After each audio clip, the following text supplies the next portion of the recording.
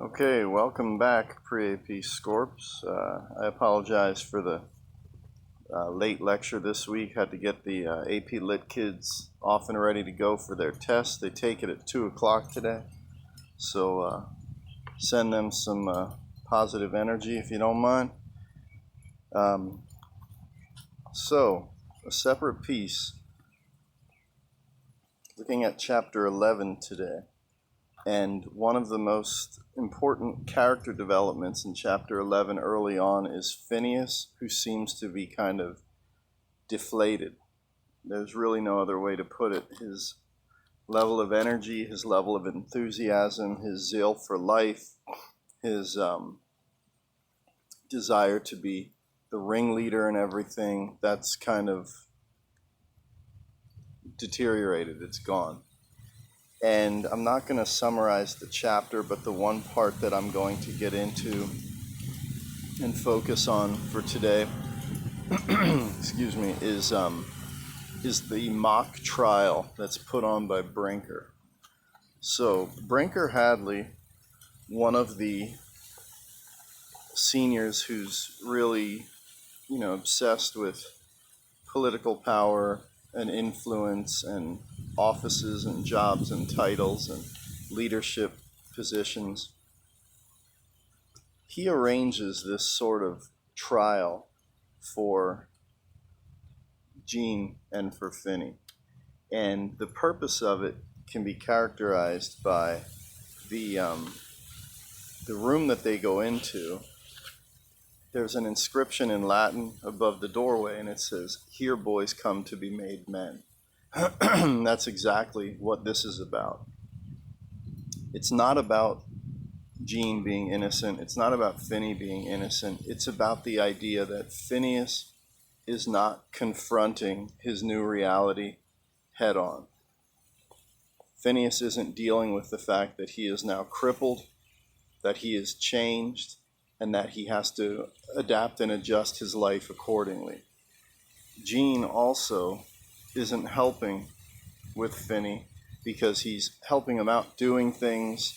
He's basically like catering to his every whim. And Brinker, who is now, tough-minded and assertive by the ways of war and reality and whatever, now wants to get all of this out in the open. I think more than anything, what he wants is he wants Phineas to just basically snap out of his conspiracy theory fantasy world, because he knows that it's not going to be good for him going into the real world. So anyway, that's why Brinker sets up this trial.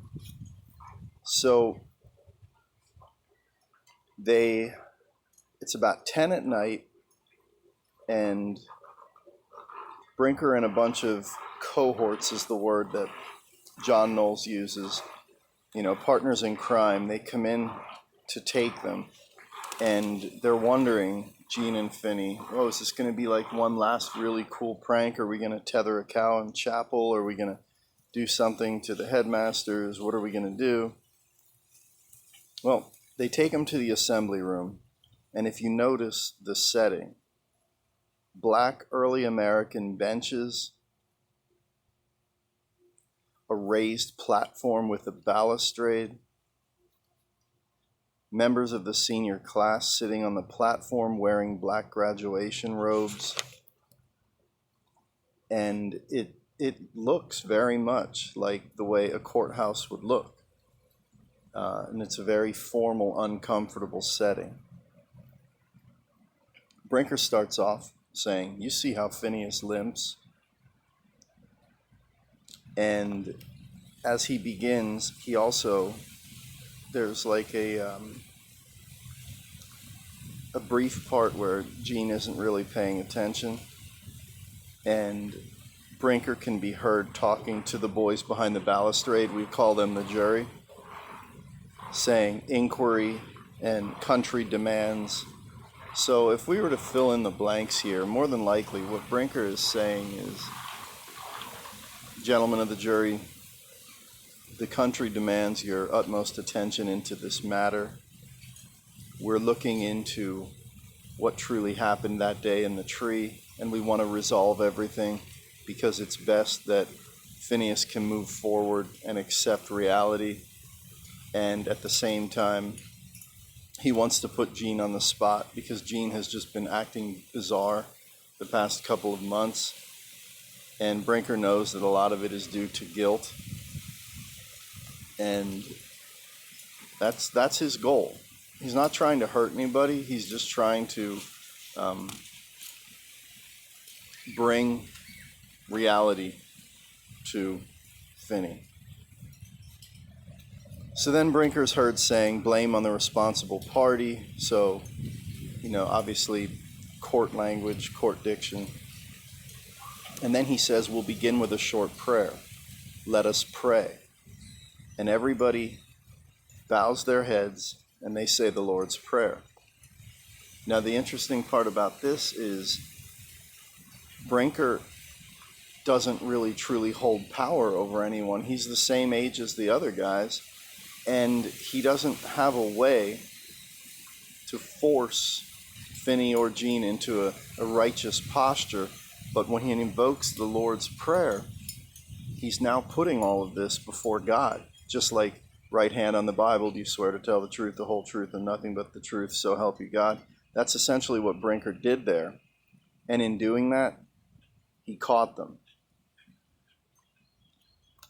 Next, Brinker seats Finney with courtly politeness and then says, Finney, in your own words. And when this happens, it's interesting because other expressions, just for the record,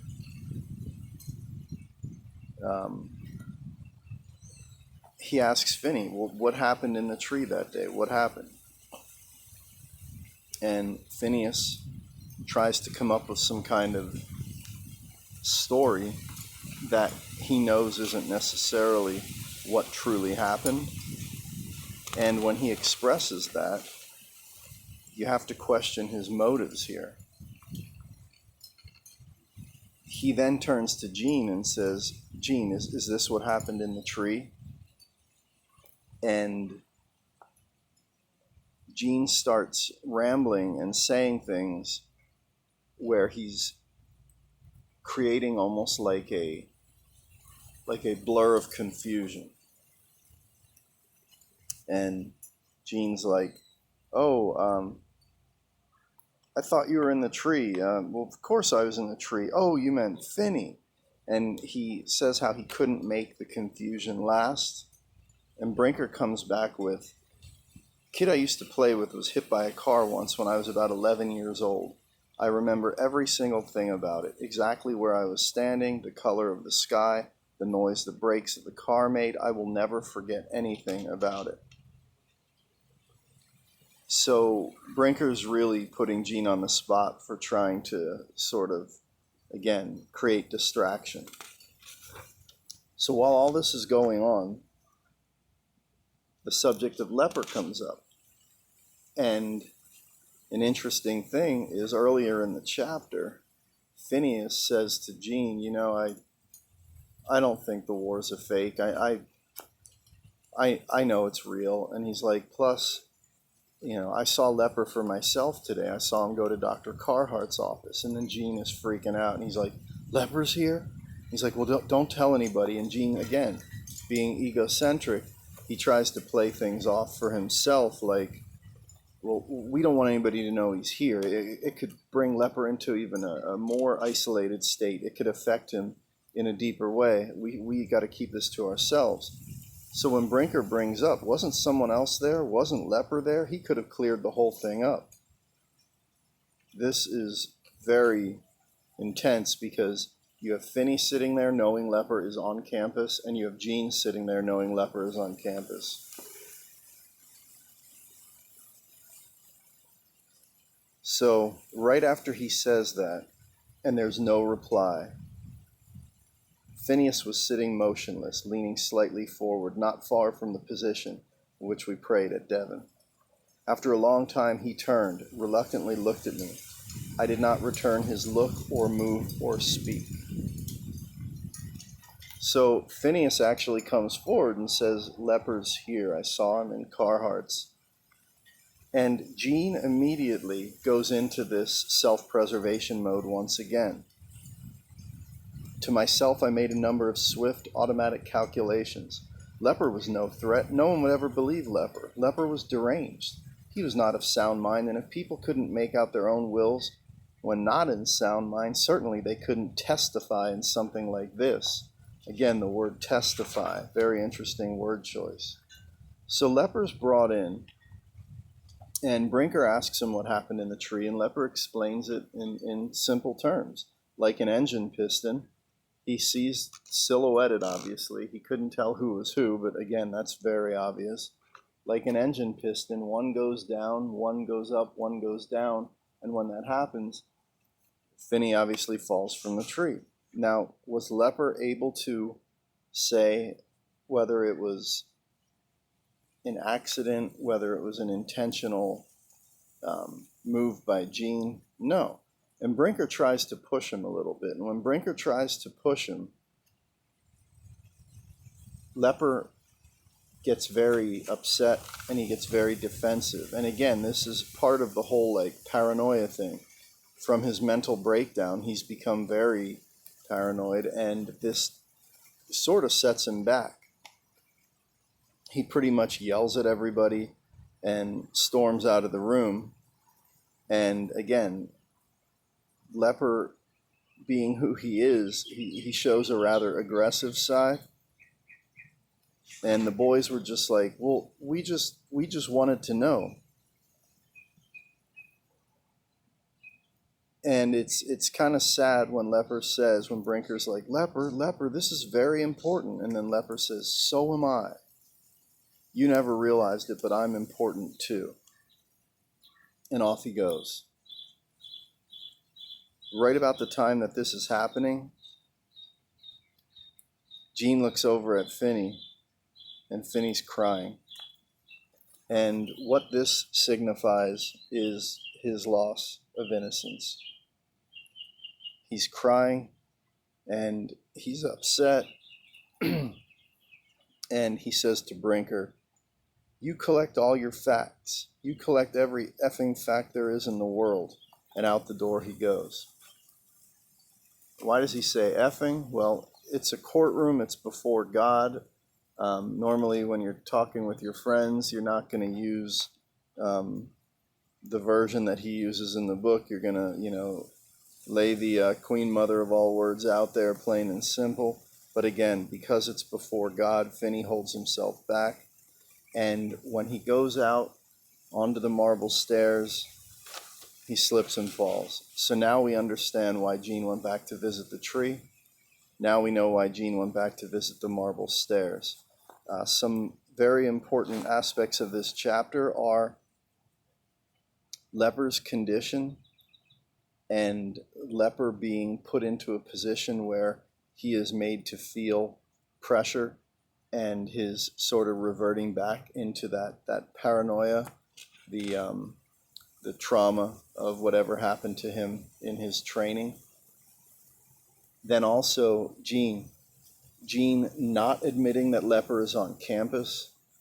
Gene trying to say to Finney when he finds out Leper is on campus, oh, well, we shouldn't let anybody know he's here, wanting Leper to be concealed. The thoughts of Gene about the swift calculations.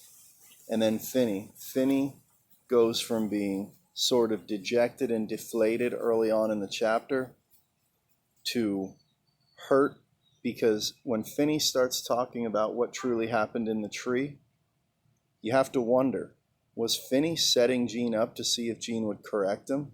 When Finney said, well, I was up on the tree and you were on the ground and you were giving me that weird look, and then maybe you came up in the tree and I don't know, it was all blurry, I couldn't really remember. Well, honestly, if Gene was a truly caring and concerned person, he may have said something like, no, Finney, look, you were in the tree, You said let's do a double jump. I was in the tree as well. I was closer to the trunk. Gene never corrected anything. So you have to wonder if Finney kind of set him up with that. Then when Finney said lepers here, again, it was in a very prayerful, solemn position, as if to say Finney was ready to give up and close out all of his sort of fantasies and accept his fate, accept his reality. And then lastly, bringing in Leper, and Leper storming out, and then Finney just getting really upset by it all. Symbolically, what it shows is that Phineas has now accepted his fate. Phineas has accepted that he is, number one, not going into World War II, which he really wanted to do. That Phineas, number two, is changed forever physically, and that he is crippled, that he is not going to be who he once was. The ringleader, the athlete, all of those sorts of things. And then lastly, just the idea that it's time for this world of innocence to be closed out. So at this point in the book, we have two characters now who have been absolutely affected and devastated by reality. Leper and Finney. And that's where we close out the chapter. So what I would like from you is a reflection. Please put quotes in your reflection. When you explain some things, give me some feedback on something you learned. And that will be it for today. And then I'd like you to read chapter 12 for Thursday. And I'll be following up the last couple of chapters and bits with some lectures and some other activities. So that should be it for today. Little change of scenery. We're back in Florida now, so we're surrounded by Mrs. D's orchids. I hope you guys enjoyed the lecture, and have a good day, everybody.